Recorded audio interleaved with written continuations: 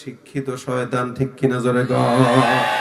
পীরগিরিয়ার মাজার পূজা চলছে দেশটা জুড়িয়া, শিরকি আর ভণ্ডামিতে দেশটা গেছে ভরিয়া। গাজার কলকি টান মারিয়া, গাজার কলকি টান মারিয়া দেখায় খাজার শান। ওরা শিক্ষিত শয়তান, ওরা শিক্ষিত শয়তান, ওরা শিক্ষিত শয়তান, ঠিক কিনা? শিক্ষাঙ্গনের দিকে ভাইরে দেখো না চোখ মেলিয়া, ছাত্ররা সব বই ছাড়িয়া থাকে শুধু প্রেম লইয়া।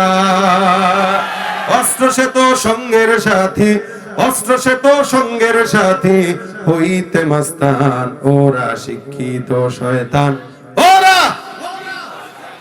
ওরা শিক্ষিত শয়তান, ওরা শিক্ষিত শয়তান, ঠিক কিনা? শিক্ষা থাকলেই হয় না, কিছু মানুষ শিক্ষিত হয়েও চোর হয়, আছে না? এ অধিকাংশ মানুষই। আগে মানুষ শিক্ষা অর্জন করতো মানুষ হওয়ার জন্য, এখন শিক্ষা অর্জন করে বাটপার হওয়ার জন্য। এজন্যই এই প্রতিষ্ঠান মাদ্রাসার শিক্ষা দরকার বেশি বেশি, কি ঠিক না? ডাক্তার হোক, ইঞ্জিনিয়ার হোক, আগে দিন শিখুক, তাহলে ডাক্তার হইলেও কষাই হবে না, জবাই করবে না আপনার, গেলেই খালি টেস্ট না। জ্বরের জন্য কয় আলট্রাসাউন্ড করো, ওই ধান্দাবাজি যে। সপ্তাহে 2 বার যাবেন, 2 বারই টেস্ট দিবে।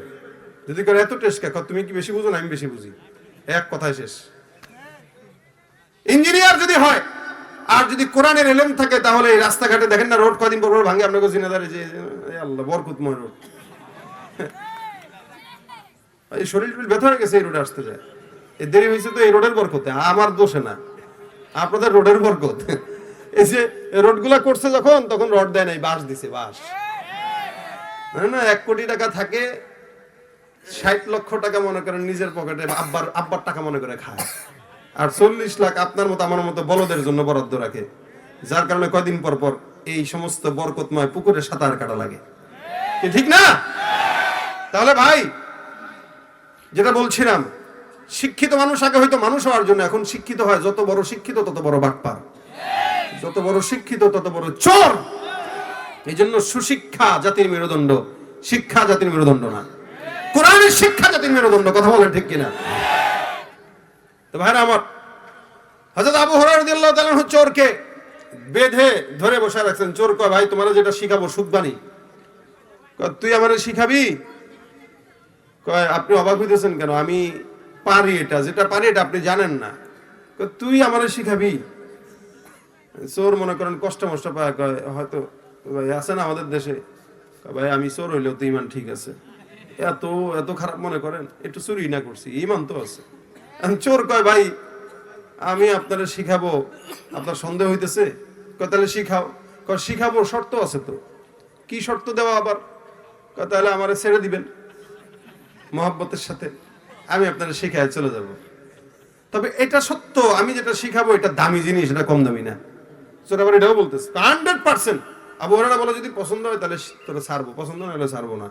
পছন্দ হবেই, কারণ চোর তো জানে এটা আসল জিনিস। আবু হুরায়রা রাদিয়াল্লাহু তাআলা বলেন, তাহলে বল কি শিখাবি?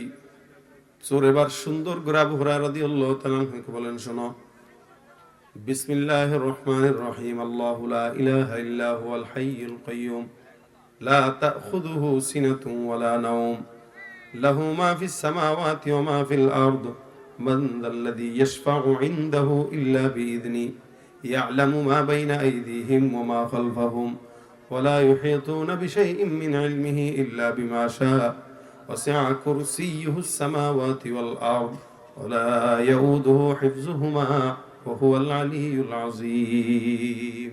এই পুরাটুক সূরাটা পড়লো, আবু হুরায়রাকে শোনায় দিল। সুবহানাল্লাহ। আবু হুরায়রা বলে, হ্যাঁ জানি তো, আয়াত তো জানি। তো তুইও জানোস, আমিও জানি, তো কি হয়েছে? কারণ আয়াত না, শোনেন।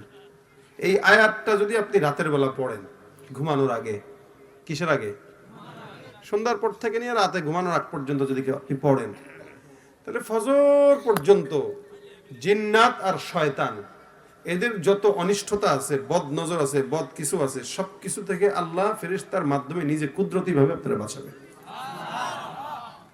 আর যদি সকালে ফজরের পরে পড়েন একবার, তাহলে সারা দিন আপনাকে এইগুলো থেকে হেফাজত করবে। সুবহানাল্লাহ। আবু হুরায়রা রাদিয়াল্লাহু তাআলা বলেন